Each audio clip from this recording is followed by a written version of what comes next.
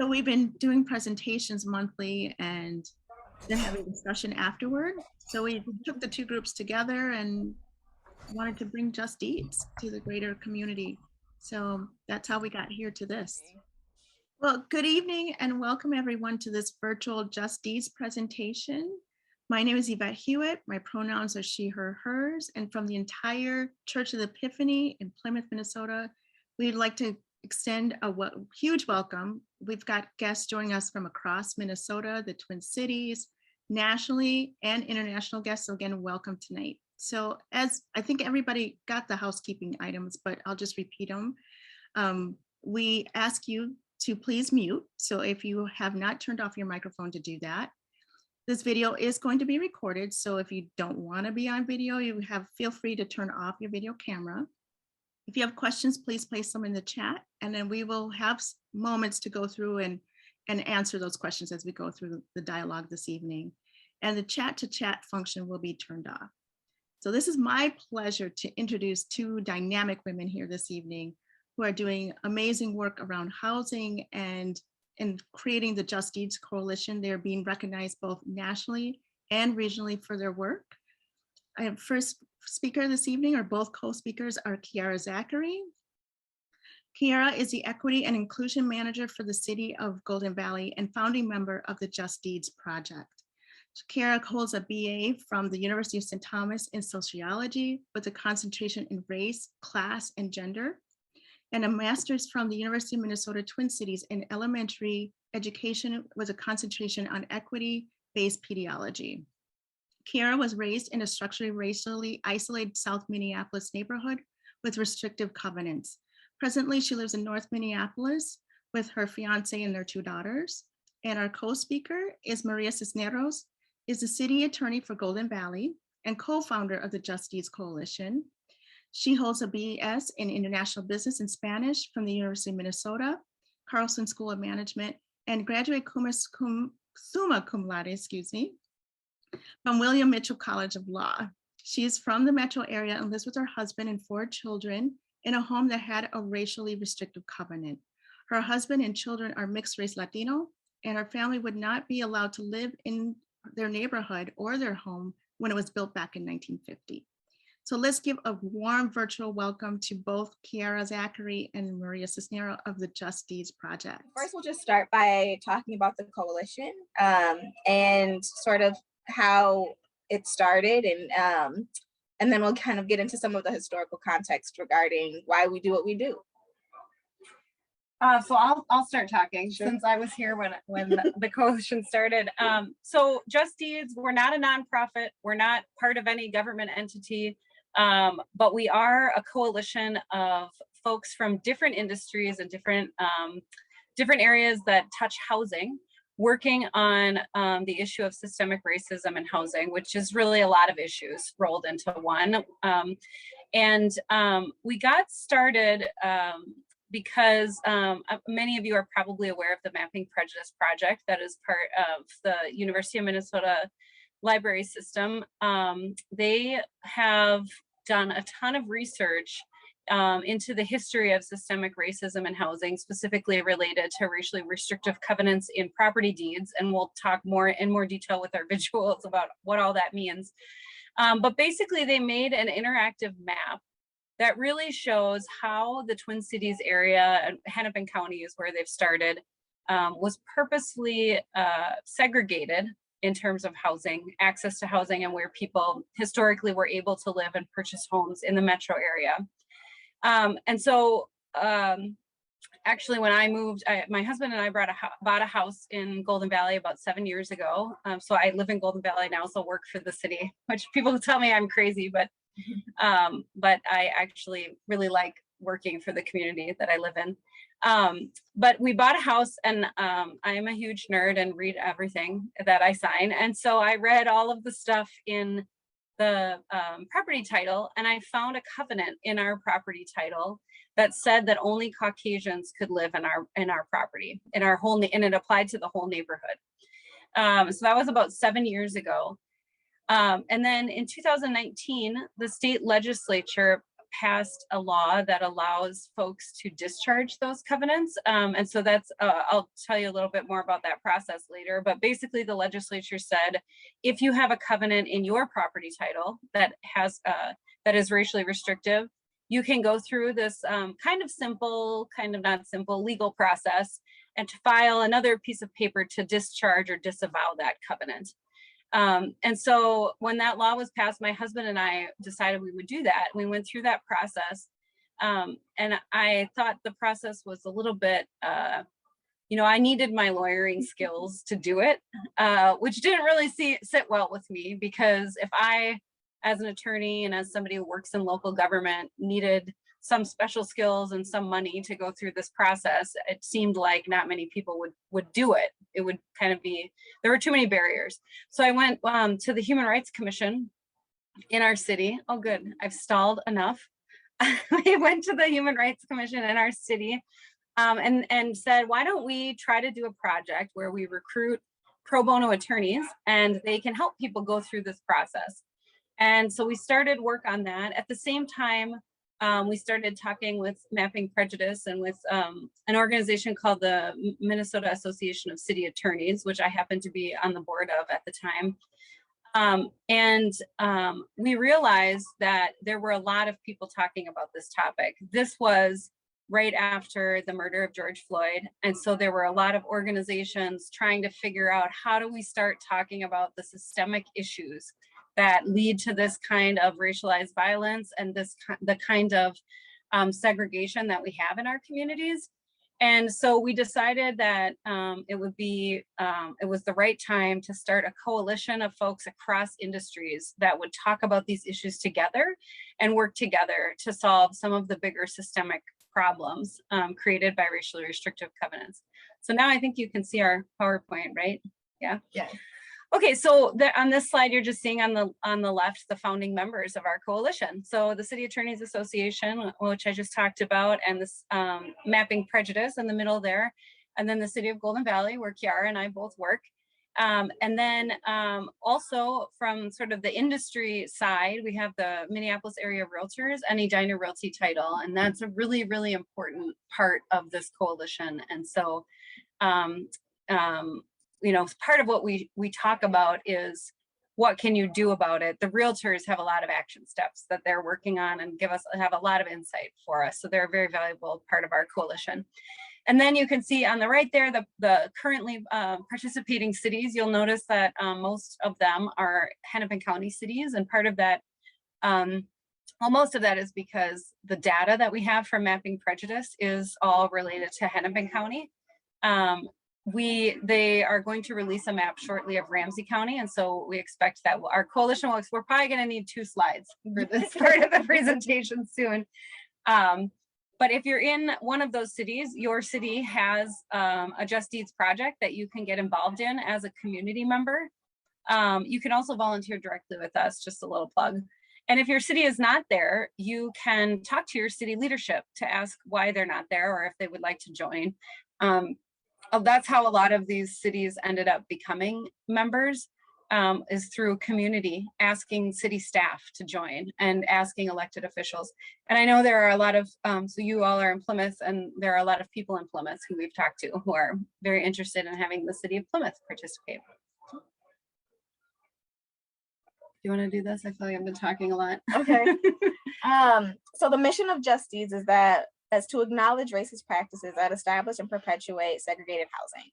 And we do that by being honest about the roles each of our industries have practiced historically. So for realtors, it's acknowledging and being honest about using specific strategies and selling exclusivity within neighborhoods. For local government, it's acknowledging the writing and enforcing of these racial covenants and the requirement of racial covenants, right? For Mapping Prejudice, it's being transparent and open and creating access to the data that they find. For title companies, it's providing access to those documents, right? So our mission is that we want to acknowledge all of our specific industries' roles. And why. We do this to understand specifically who benefits And benefits is a present term, is the present tense from racially restrictive covenants, and how the legacy of racially restrictive covenants and segregated housing shapes access today to home ownership, health, education, policing patterns, economic opportunity. And we'll continue to talk more broadly about how this intersects with so many other life outcomes. And how do we do it? We do it by discharging racially restrictive covenants, connecting with community and individuals, and creating and facilitating space for solutions that will create intentional access to the barriers, to the opportunities that racially restrictive covenants created barriers to. So we've said racially restrictive covenants about 30 times so far, right? And so now we get to talk about what they mean. And I normally give a bit of a disclaimer, sorry, that we will see potentially triggering language on the next couple of slides. We talk about the language specifically in racially restrictive covenants. So this is one example of a racially restrictive covenant. This is actually the covenant that was on my home. And so you can see that a covenant is just a promise. It's a fancy lawyer word for promise. So contracts are full of covenants. This is just a particular type of covenant that relates to trying to restrict who can live in, occupy, access particular pieces of land. And these covenants were prominent all over the country, sort of starting around the early 1900s, up until they became illegal. Nationally, they became illegal in 1968. I think there's a slide where I talk a little bit more about the actual history. But the purpose of these covenants was to control who had access to living in certain geographical locations.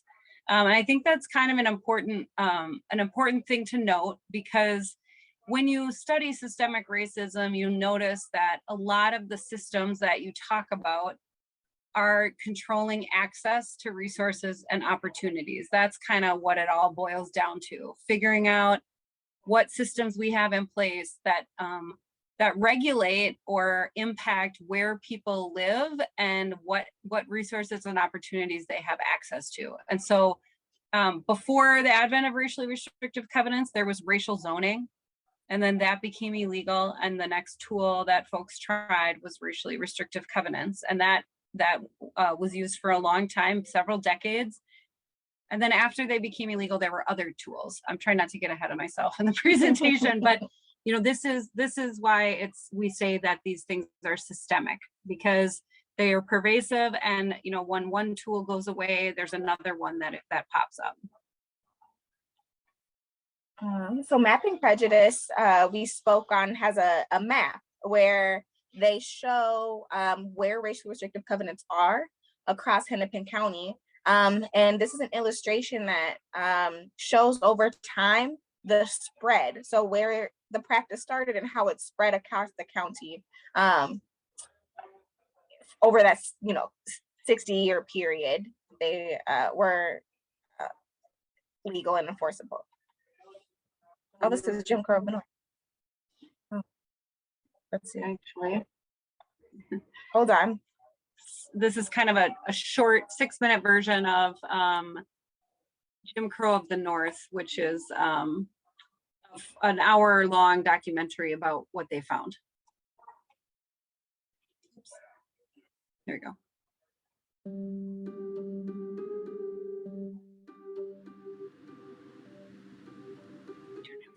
A new survey finds Minneapolis and St. Paul among the worst places for Black Americans to call home. The racial inequity in this state is horrific.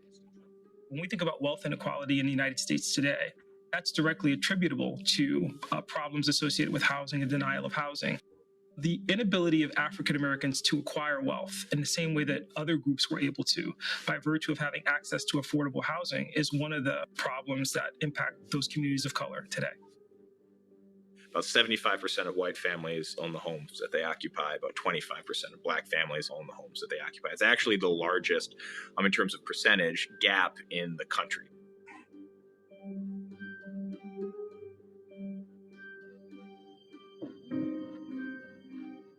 The major impediment to civil rights for African Americans' economic opportunity is these racially restrictive covenants, private contracts between individuals that allow them to dictate to whom they'll sell their property.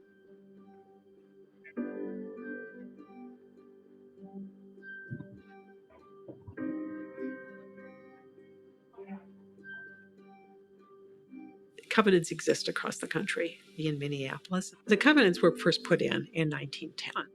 At that point, developers could start buying up large sections of farmland that had joined the city. When they start selling off the individual lots, that's really when they're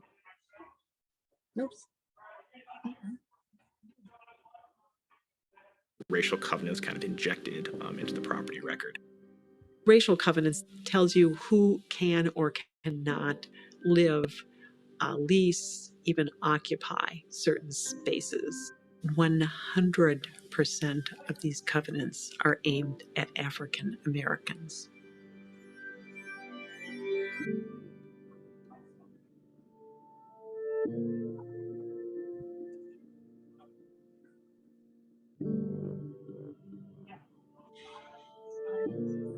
The FHA, they made color-coded maps of all the largest cities in the United States, and they broke cities down into 4 different areas. Red is considered hazardous, that's the worst. Yellow is considered definitely declining.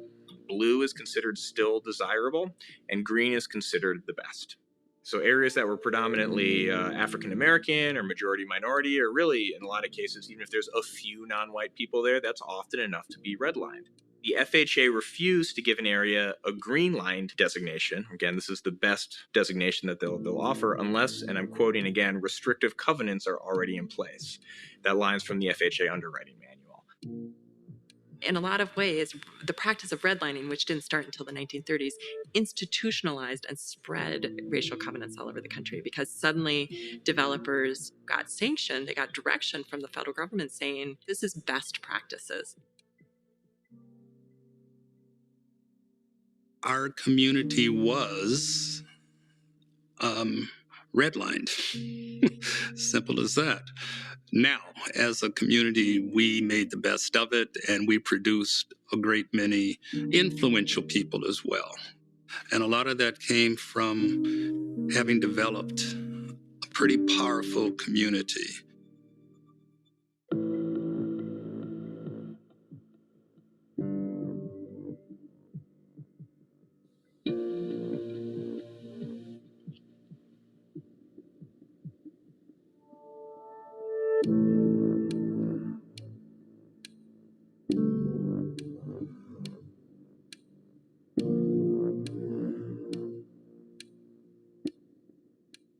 Fourth Avenue was now referred to as Crack Avenue.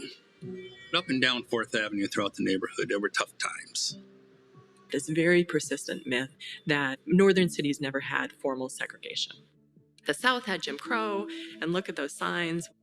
Well, racial covenants did the work of Jim Crow in the North, all over the North.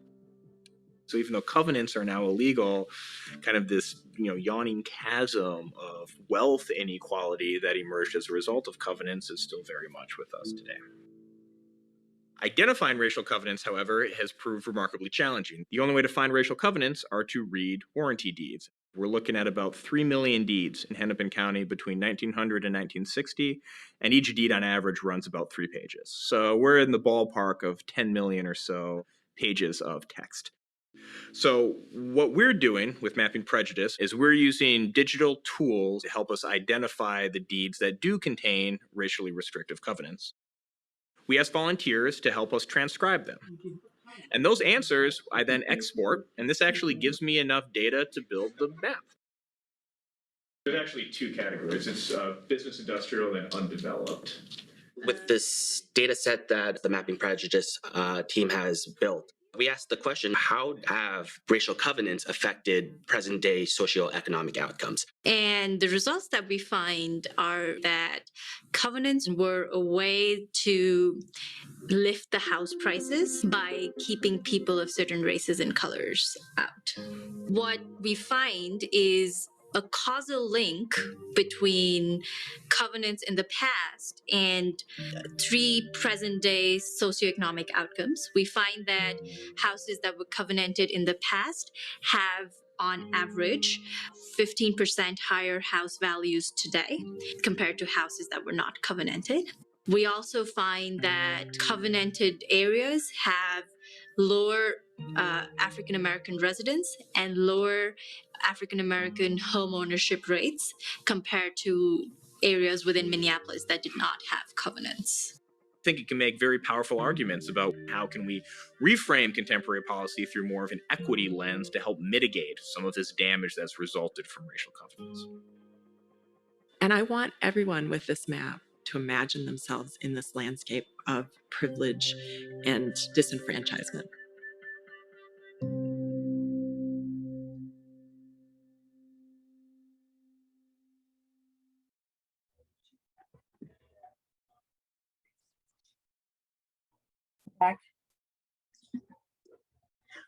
Go back. And I think if we had the time, we normally ask for folks to do some reflection. So what we're going to do, if in the chat, just throw in some thoughts. If you have like a 1 to 3 word response to the video, throw it in the chat and we'll share some out and you can see how folks are feeling, because that video is pretty heavy. And Yvette put in the chat for us as well that the Jim Crow of the North, the full length documentary is showing on March 7th. Definitely check that out. I was gonna go on a tangent okay. related to the call to action at the end of that video. Yes. And maybe this will help you think about what you want to put in the chat. I went through, I did what Kirsten Delegard, who's actually here with us in the other room, asked us to do at the end of that video, which is imagine yourself in this landscape of privilege and disenfranchisement, access to resources and not having access. And I did that in a couple of different ways. First of all, just acknowledging and noticing where that is still present in the world today and the access that I have and that maybe others don't. For me, that's really easy to do locally because I'm very involved in local government and I can see, where there are needs that aren't being met and where their government has really heavily invested and how that has helped people succeed and thrive. And I also, in my personal life, I have the opportunity to do that because my husband is from Venezuela and his family has had to flee their country as refugees because the government collapsed and they don't have any access to resources. So it's, I think, kind of easy to look around the world and see how this is all sort of still relevant and happening and repeating in different ways today. But then I also looked back at my own family and I tell this story, I'll try to make this as short as possible, but my family was buying houses, my grandparents in Golden Valley during this time period, kind of at the tail end of racially restrictive covenants. And my grandfather was in the armed forces and was a recipient of the GI Bill. And so he grew up in poverty. His parents did not have college educations. He went to basic training because he was kind of toward the tail end of World War II.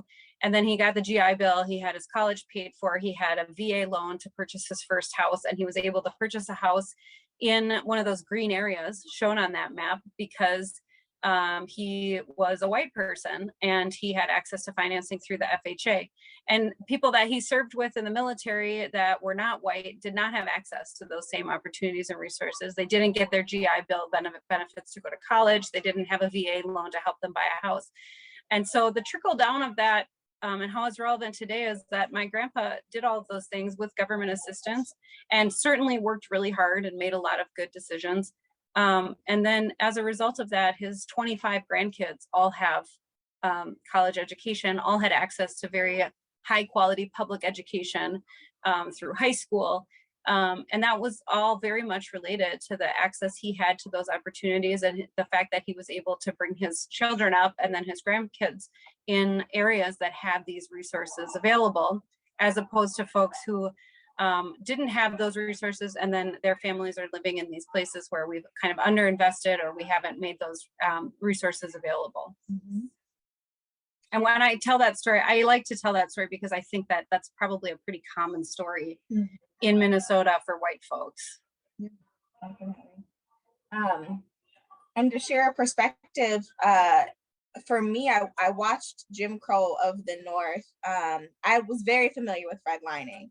And I watched Jim Crow of the North when it was published, and I was in grad school. And I saw my neighborhood, the neighborhood that's highlighted right at the end of the video, with Todd Park and Diamond Lake and Pearl Park. I grew up 2 blocks east of Todd Park. And there were definitely red dots on every house on that block, right?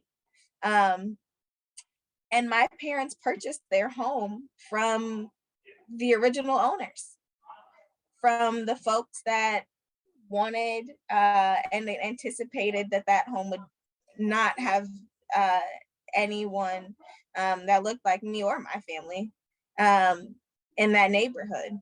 And 20-something years later, my dad is still the only Black family on the block. Now he's an empty nester.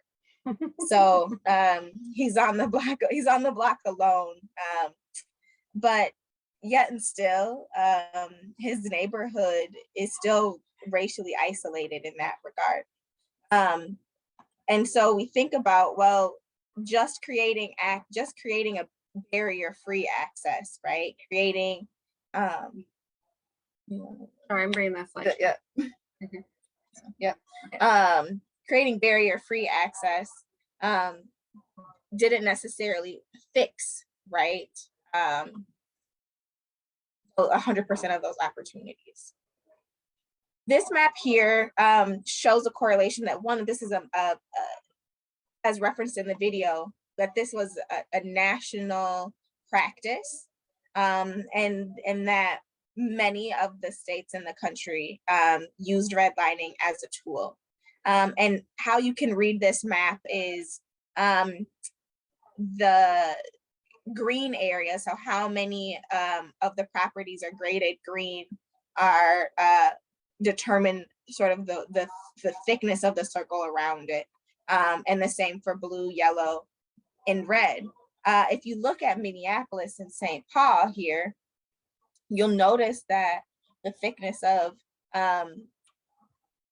St. Paul has a lot more red, but Minneapolis has quite a bit of green, meaning that most of the area was going to be covenanted, and that also meant that there weren't going to be many places in which Black, Indigenous, and other people of color could live. In areas where you see more red, we recognize that there weren't any FHA loans available, and that they did have higher populations of Black, Indigenous, and other people of color. And again, this happened all over the country. So, and I just want to chime in a little bit about the relationship between racially restrictive covenants and redlining. So redlining was a tool that the federal government used to determine who had access to mortgages, what properties they would lend on. Kind of like when you do an appraisal and you make sure that the property value is there. This was part of the appraisal process. Are there racially restrictive covenants? And if there were not racially restrictive covenants, they would redline the neighborhood and then they would not lend. And so what does that mean? So if you're a person of color, you can't buy a home in one of the green areas because you're not allowed to, because there are covenants that restrict that. And if you want to buy a home in one of the red areas where you are allowed to live, you don't have access to financing. And so you can't buy your house, you have to rent. And that's where the generational wealth trickle down comes in, because homes used to be more accessible to, they weren't quite as expensive as they are these days.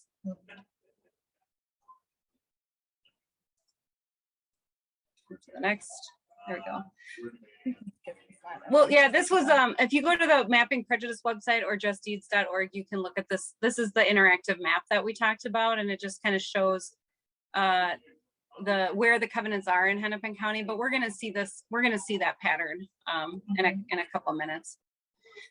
The map is interesting because it does, it shows over time, a time lapse.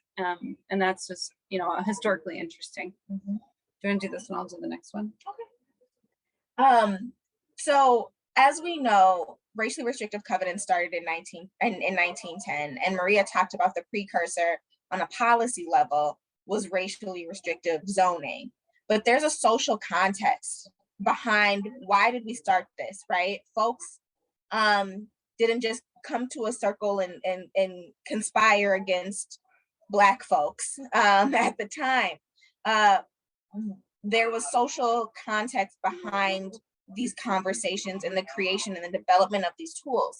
In 1908, what we recognize is that as folks are starting to move post-Reconstruction and find and settle their ways into the North more, that they're buying homes and creating their own communities in areas that we consider pleasant, like to use the words of the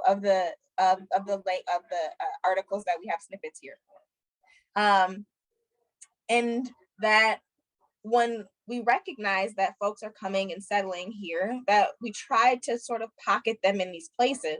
Well, folks didn't necessarily want to be pocketed, and they wanted to live in desirable neighborhoods with amenities and access to opportunities and resources like jobs and education and transportation. And, you know, they wanted to live in communities that would support a certain lifestyle. And race wars started. We would have families fighting other families to try to force them out of their neighborhoods, doing things. There's even events in which a family killed another family's dog in order to drive them out of the neighborhood. And these conflicts created the social context for starting the practice of racially restrictive covenants and racial zoning. So these predate racial restrictive covenants, but there were feuds based on race as folks started to move into specifically the metro area and into Minnesota. And these are clippings of news clippings that support to support that this is what happened, and these are the sentiments of the folks at the time. Also important to note is at the time, the Black population in Minneapolis was very small. Yeah, around 2%. So a lot of what we're looking at in terms of like how this all came to be is that it was preemptive in nature, wanting to make sure that places remained accessible only to white folks. So as Kiara pointed out, racially restrictive covenants in Hennepin County at least start to show up in the 1910s. We see around the same time they pop up all over the country, and actually there's, you know, just like now we have professional associations that get together and talk about best practices. That was true at this time too. And so developers and planners and all sorts of other attorneys got together and talked about this is a best practice. This is something we should all be doing, and it starts to pop up all over the country.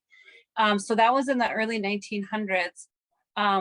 It became illegal for the government to enforce racially restrictive covenants in 1948. So that's a really long time that covenants were around before the Supreme Court addressed their existence.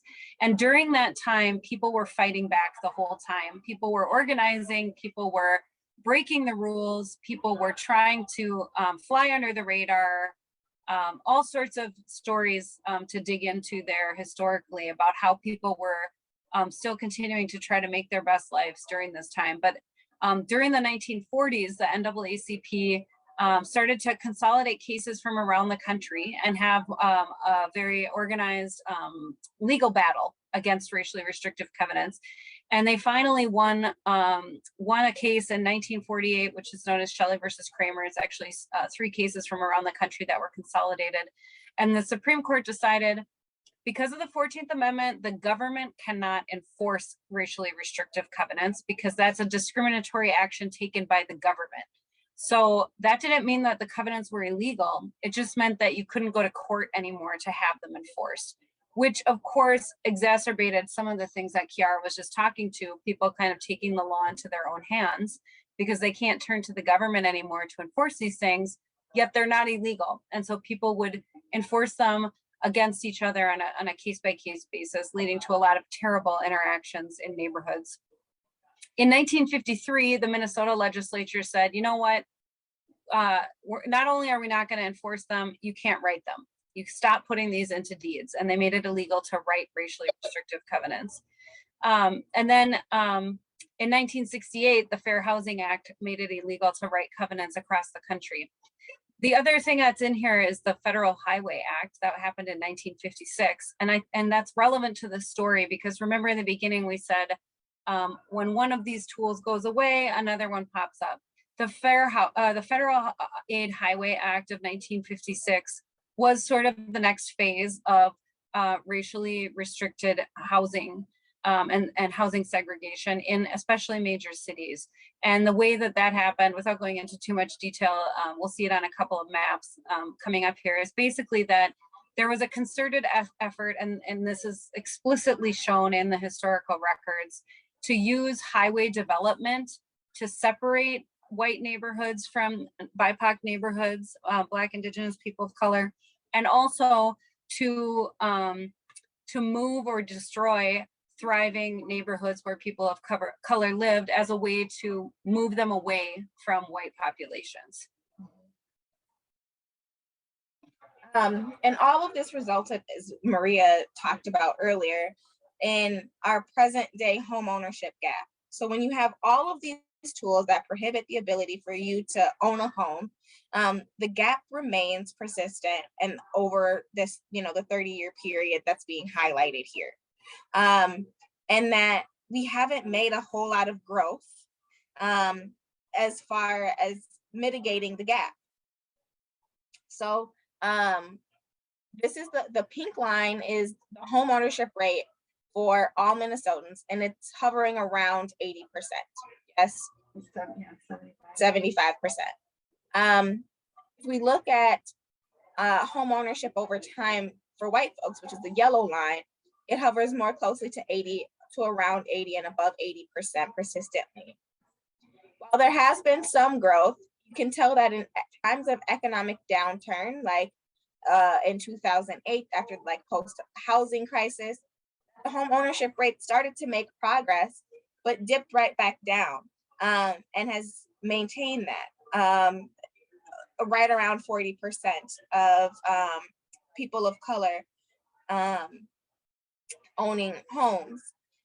Of that subgroup, people of color, Black home ownership is the lowest in the state. I was recently at a program talking about why that might be, and they pointed out a lot of people who, like my family, for instance, and actually Kirsten Delegard, she shares this, so I'll share her story. She bought her home in South Minneapolis, and the way that she was able to afford it was that a family member passed away, and she got an inheritance when the family collectively sold the house for the family member that passed away, and all of the grandkids got a part of the equity that had been built in that house. And so there was generational wealth that was accumulated through home ownership that then was passed on to the next generation and the following generation that fueled their ability to purchase homes and live in these places that are very resource rich. And that's, I think, kind of a common story for white folks in the metro area and across the country, really. And what we're pointing out here with the home ownership gap is people who generations back didn't have that opportunity to own property and accumulate generational wealth in that way are having a difficult time still breaking into to home ownership and having access to build that wealth themselves. Yeah. So here's another example of the persistent nature and the connection between racially restrictive covenants and how the Twin Cities, and in this example, Minneapolis, is structured. If you look at the map on the left, you'll find that from green to red, you recognize there's a density of, it measures the density of people of color within that neighborhood. So areas that are green are the most diverse, and areas that are red are the least diverse. And then the map on the right illustrates where all the racially restrictive covenants were in Minneapolis. And we can see, you can almost line up the maps exactly. And then in the neighborhoods and areas in Minneapolis that were restricted are still the least diverse areas in the city. And this is 100 years after the practice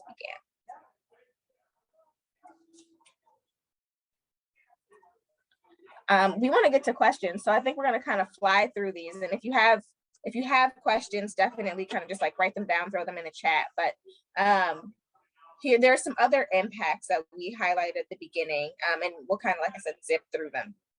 Yeah, so this slide is just showing health impacts. The map shows life expectancies, but basically what the research shows is that if you live in an area that was redlined, you're going to have worse health outcomes on average than people who live in areas that had racially restrictive covenants. And we can trace this to all sorts of systemic and infrastructure type things, like where we decide as a society to put landfills, who we decide is going to live next to highways where there's higher air pollution, whether we have tree cover that we've invested in and paid for, whether we have access to grocery stores and health facilities. All of those things are planned as part of our system. And if you look at that, line up these racially restrictive covenant maps and access to that kind of infrastructure, you'll see that access is not as good in places that were redlined versus racially restricted. And here's the slide about the highways. So this map again lines up and shows the racial and ethnic diversity, but then it also pulls in the Black population map in these same areas. And so we see that in areas where more Black folks lived in 1940, we know that the Federal Highway Act started in 1956, that these highways were built right in the middle of these neighborhoods where Black people were living. And so in 1940, this is where folks naturally landed, and we can again align those to the map on the left here to say, yep, this is where they could have lived. And these are the most racially diverse areas. And then we planfully created created the highway system to run right through many of those neighborhoods. And why this is important is, again, Maria touched on the intergenerational wealth building, that all those opportunities were ruined. And there's a group from St. Paul in the Rondo neighborhood specifically called Reconnect Rondo that has figured out that due to the creation of Highway 94 in their neighborhood, that they've collectively lost $157 million in generational wealth. And they've calculated what that could have meant for their families over 2 generations. So that if the homes, so what if Rondo had been passed down to their kids? And if there would have been 700 homes passed down to another generation, that would have been worth $34 million. And that inheritance could have paid for 4,800 4-year college degrees. At the time that the Highway 94 was built, unlike now, the government didn't mandate relocation assistance. And so there's stories of the government undervaluing properties. They did pay for properties, but they systemically undervalued them. And then they didn't pay relocation assistance. And then when people were displaced, when the government condemned their properties and obtained it through adverse possession, they didn't have a place where they could readily go buy another home because of other kinds of discrimination, specifically at that time in the 60s related to real estate practices and just kind of unspoken rules that real estate agents followed. Well, I suppose they were spoken, but they weren't written down because they were illegal. Yeah, there you go. And this is to show us that today we're considering doing very similar actions. This is a map of the proposed Blue Line light rail extension. And the color, the gradient shows that the deeper the purple, the higher the concentration of Black population. And again, we're using transportation to divide neighborhoods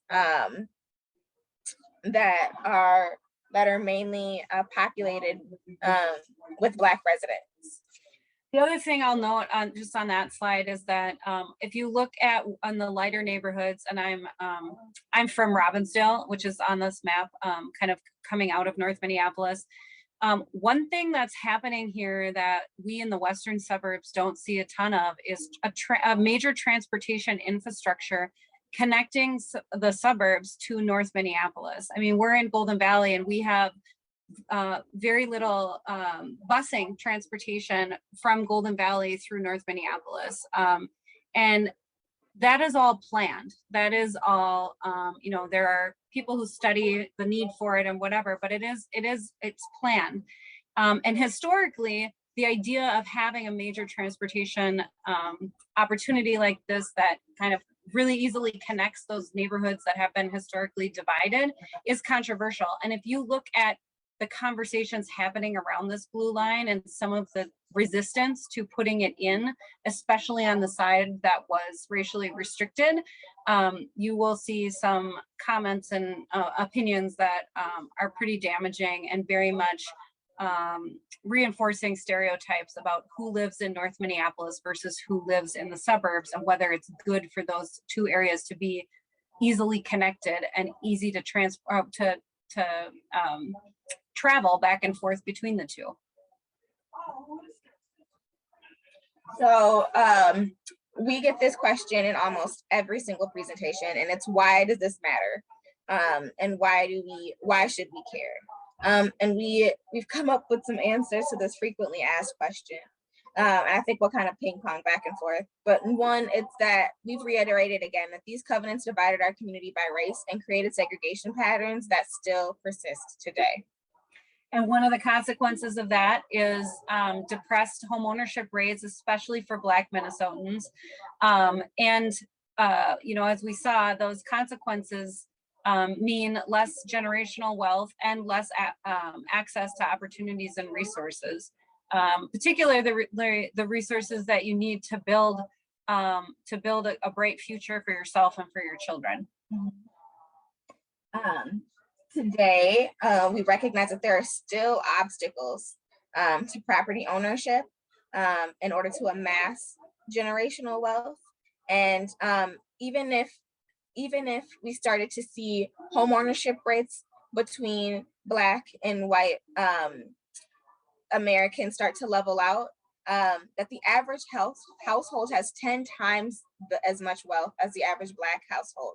So there's not really a catching up point. Because the head start has been incredibly significant. I'll do the last two just to get it done quickly.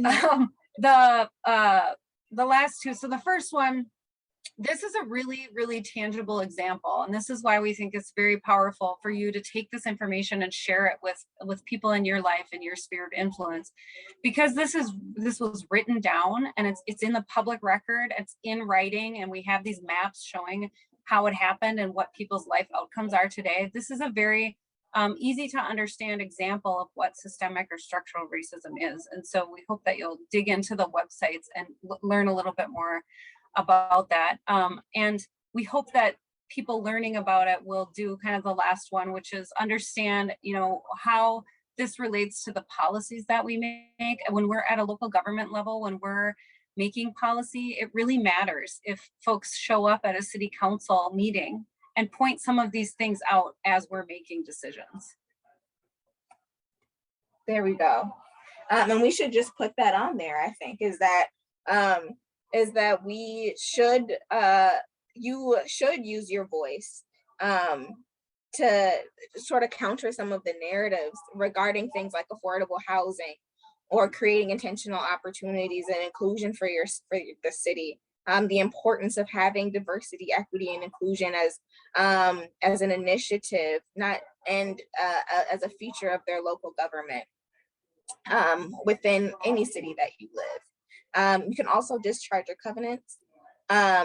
We also have created a structure within our Just Deeds Coalition to have community groups come and support each other, and to act together and to determine all types of ways in which community can be involved, whether that's by hosting events like this and educating folks, or creating signs, or tabling at events to spread the word, or you know, raising funds for existing home buyer, first-time home buyer down payment assistance programs. So there's a number of different ways that you all can get together and act.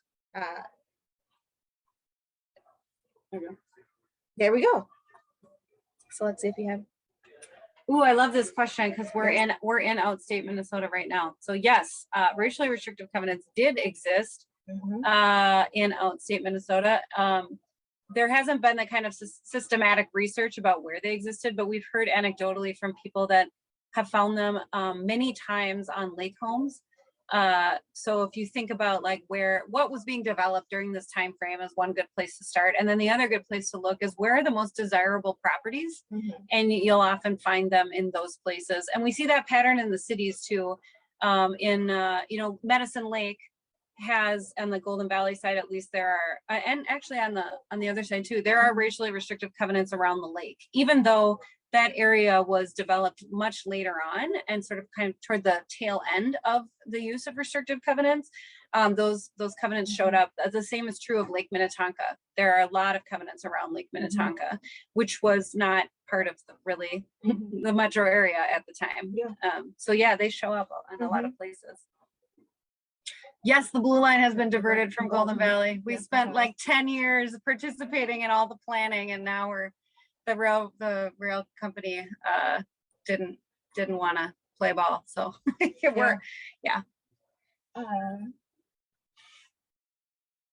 anything else up here that we missed? Anything we missed? You can also oh, there. Yeah, so the number 14, and you're exactly right. It's been cut down. So the number 14 bus is a high frequency bus that runs from actually all like South Minneapolis all the way to Golden Valley. I know this because the number 14 bus route travels on both Chicago Avenue and Bloomington Avenue, which was in that neighborhood that I grew up in. I didn't take the bus a whole lot, but I knew it was there. And it's a high frequency bus because it would drive through downtown and go connect one end of the city from the other. But once you pass Highway 55 and get to Douglas Drive, it's not a high frequency bus anymore. And that it runs more on the schedule of like one of the buses the express buses that runs on the freeway. Where would we begin in Plymouth? So I think that Plymouth you all are beginning. This is probably our third event with a community group in Plymouth. Your city, your community is very, very ready.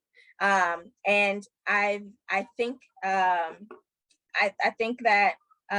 having a new infrastructure for the city, for the coalition, to start as community groups, to organize and join the coalition is probably your best bet at this point. You all may or may not be aware that the city of Plymouth had a diversity, equity, and inclusion manager that worked there for nearly 6 months. And she collaborated as a colleague of mine to try to educate and have conversations with, city officials regarding just deeds. And it's been a conversation. The city of Plymouth is trying to, figure out infrastructure to support some of the work there. But I think that if folks are engaged now, please join as a community group. Join as a community group, and we'll connect you with other, specifically in Plymouth. Like I know that there's the League of Women Voters Plymouth. I know that there's a couple churches and also a Facebook group that Adi and I are a race equity Facebook group that some of you may have joined, that we've spoken to and that have organized, and they are ready to start the work of educating the community and taking action. There was something about Maple Grove. Oh, wonder, I would absolutely love to connect some folks. So how and who do we partner with other groups in the Plymouth? I would absolutely love to connect some folks. I actually just planned a phone call today with a woman named Deborah Price, who is a member of another church in Plymouth, and I am completely forgetting the name at this time. But we've done an event, a two-part event there, and she's looking to join Just Deeds, and I think it'd be wonderful if you all talked and collaborated together. We also are presenting at the West Metro Home Remodeling Fair. Yes, we are. At Eisenhower on Sunday. Mm-hmm. So you can send folks our way for that as well. We'll have a table and we'll be there all day. And also we'll be giving another presentation like this. Yep. And our presentation is at 12:15. Good, I didn't know that. I looked at the brochure while we were in the car. I read. I don't know off the top of my head if there are covenants in Maple Grove, but if you look on, if you go to justdeeds.org, and on the education tab is where you find that interactive map, and you can kind of scroll around and see what you find there. You can also put in your own address and see if there's a covenant on your house that was found. And I will say that has Mapping Prejudice did an amazing job, and we're very accurate at finding covenants. But sometimes we find covenants that they didn't find, and also they're going back right now and finding covenants in different places. They looked at deeds and indentures, but now they're looking at plat maps and are finding more covenants on the plat maps. If you want to know if your own home has one, go to that map on justdeeds.org, and you can click, I think it's explore or search. There's one mode of the map is the time lapse, and then there's a button at the top you push that says explore, and you can, and then the search bar shows up at the bottom of the map, and you can put your address in. So that's the first step into finding whether or not your home has a covenant on them. After that, if you live in a city that is a Just Deeds participant, you would fill out a very short form, and then they'll link you with the free legal advice, and then the lawyers do the rest of the work. She would know all about what that looks like. I have no idea, and they do the rest of that for you. Here's a question. If your city is not a member, though, you can go to the Golden Valley Just Deeds webpage, and Golden Valley will help you out. They will help you. So the question is, I noticed neither Minneapolis nor St. Paul are listed and participating. I'm surprised. I live in St. Paul. What is the first step to get a city involved? So really lucky for you, St. Paul. I would just say stay tuned. I've spoken to the St. Paul City Attorney's Office, and they're on the way. And Minneapolis actually is a participant. They are yes, they are a participant. Amazingly, Minneapolis had over 1,000 applications to remove racially restrictive covenants within their first week of joining Just Deeds.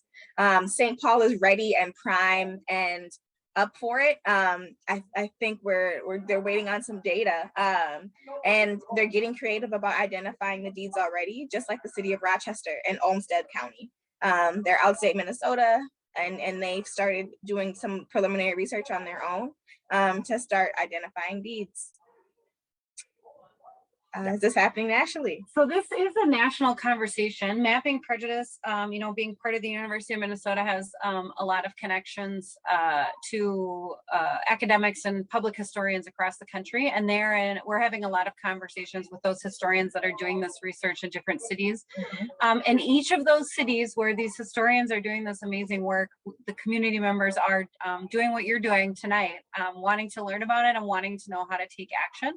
So we actually are talking to groups from around the country. I don't know, there's not another group that's quite gotten set up yet, but we are kind of consulting with a lot of folks across the country who are trying to set this kind of stuff up. And part of what we're doing, part of the work of our coalition is just to put together materials and resources and processes and connections, and then make those available to whoever wants them. So we're doing, part of what we're doing is identifying those groups and then trying to support them in any way that they can, so that this conversation can happen all across the country.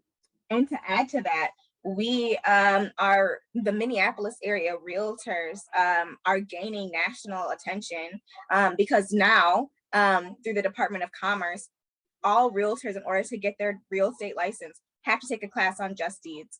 And this year, they'll be able to table at the National Association of Realtors and talk about the process and the work that we're doing, specifically in Minneapolis, and their work around racially restrictive covenants. Because again, we recognize this is a national process or a national practice.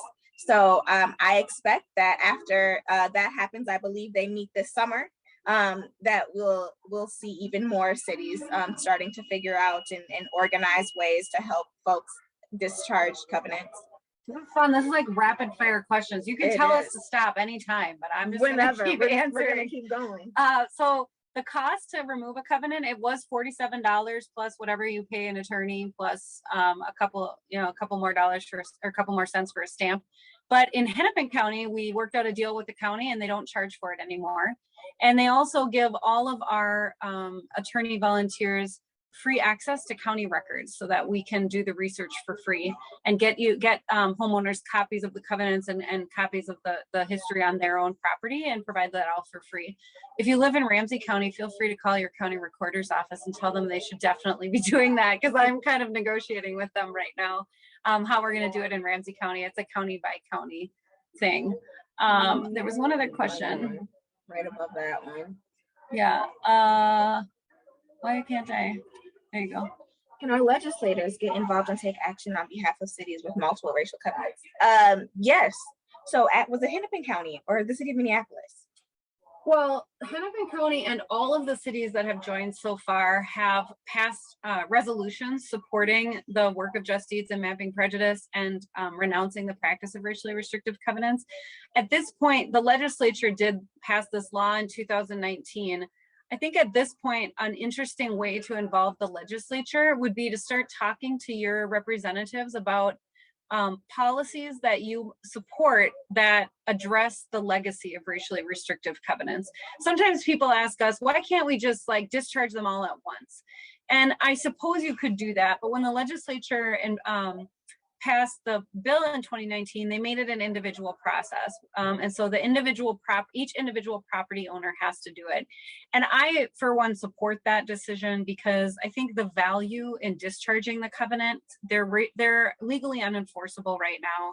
There's a very, very small chance that they would ever become enforceable again. It would take an act of like basically the US Congress, but actually literally the US Congress and the US Supreme Court. So the process of discharging them is not really for legal protection, but it is like an empowering thing for you as a homeowner to go through that process and kind of reclaim this space as an equitable space, not as a space that's meant for only one group of people. And going through that individual process is what we refer to as experiential learning. So you're learning about the history of your home. You're also learning, for me, I was learning about the history and the landscape that my family lived in and why they might have held some of the beliefs that they held, why I maybe was brought up to believe certain things that I later found out were not accurate, especially about my neighbors in North Minneapolis.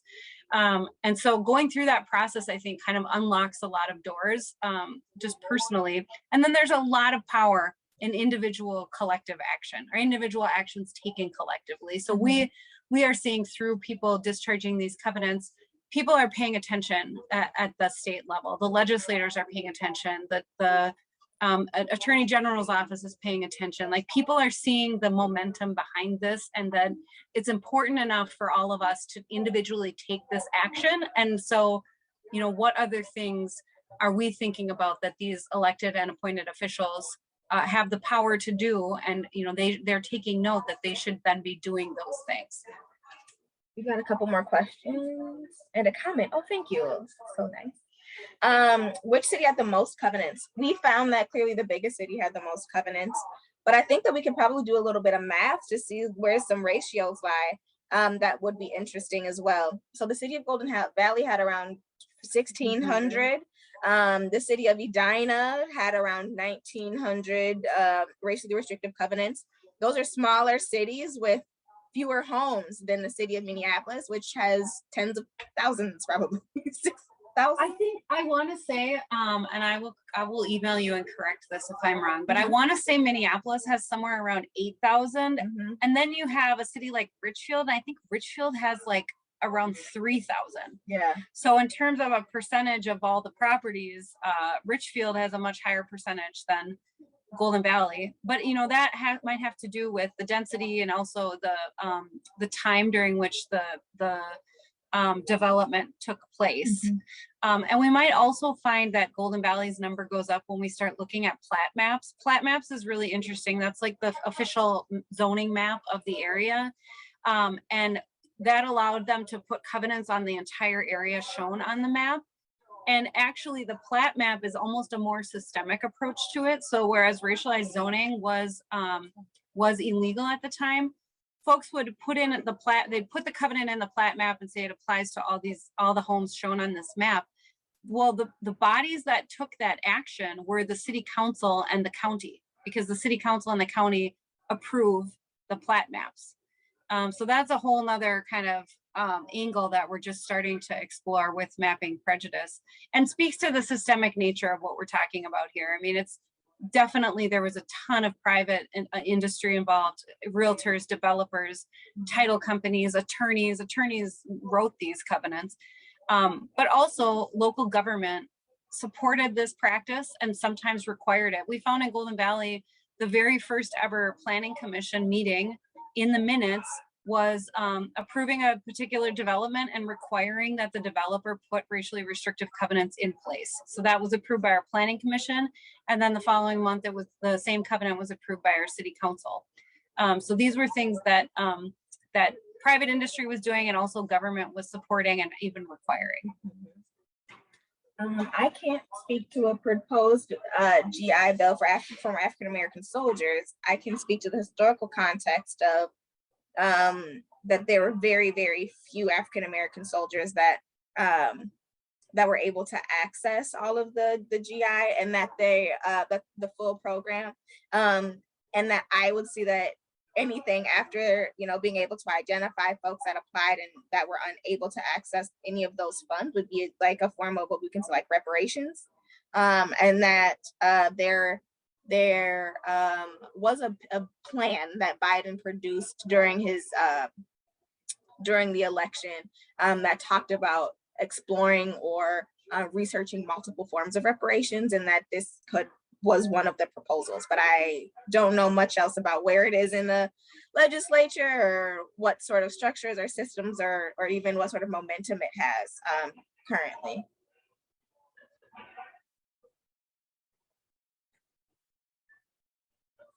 Just going to interject. Any last questions, anyone, for either whatever? Yeah, fantastic. So engaged.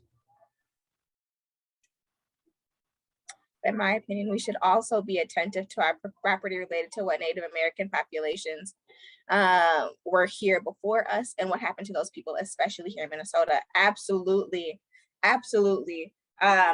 The city's Diversity, Equity, and Inclusion Commission actually did a ton of research over this. The city, and by that I mean the city of Golden Valley, did a ton of research in finding which tribal nations inhabited the land and what that forcible exile looked like and what that means. In doing that research, I found in particular that the only population declining in the city of Golden Valley is our Indigenous population, and that very, very few of the folks identify with the tribal nations associated, the Indigenous tribal nations associated with the land, and that they may be Indigenous to another nation that may consider themselves Indigenous, like Latinx or Latina population. So very, very important stuff to do and to recognize. Could you tell them the name of the organization that came and did the training for the? Yes, the Native Governance Center. They're called the Native Governance Center. They came to the city's Diversity, Equity, and Inclusion Commission. They helped us write a land acknowledgement and also helped us think more intentionally about that history and how we present that within our own, how we acknowledge that history, but also create present day narratives, because Indigenous folks are still around, and making all sorts of formidable contributions to our society. And that, when we talk about U.S. history, that we are talking very intentionally that, their history, Native American history, Indigenous history, is the United States history. We can't have a country and not acknowledge the folks that were here first. And that's very intentional and important, an important piece that they center their work on. So yes, Native Governance Center, absolutely, 100% would endorse working and collaborating with them. And are they located in the metro? Yes, they are. They are a remote organization right now, I think because of the pandemic, and maybe have been for the last couple of years. But their office would be in the city of St. Paul. But I think their employees are sort of all over. A lot of them are tribal leaders, and they live either on reservations or very close to the Indigenous land.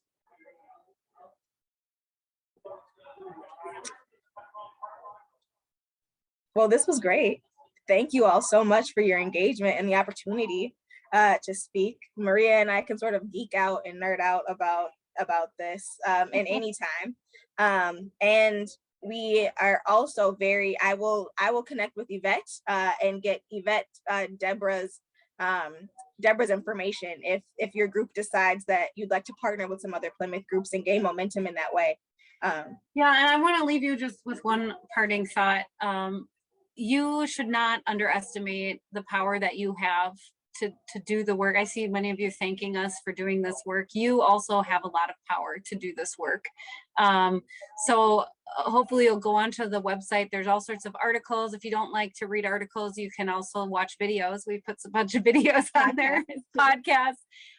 And it's really, really imperative that we all take personal responsibility to learn about these things and then do what we can to share them with our sphere of influence. And if that just means sharing it with your kids or your mom or your friend at work, or 3 people, that's fine. You don't have to do what we're doing and go make presentations, but it is really powerful. If each of you takes that step and does that work in your sphere of influence, it's really important that we all feel that responsibility and take it seriously. So I hope you all do that. And if you need help along the way doing that, please reach out to us and check out there's a neighborhood guide on our website that is really great to prepare you to do those things.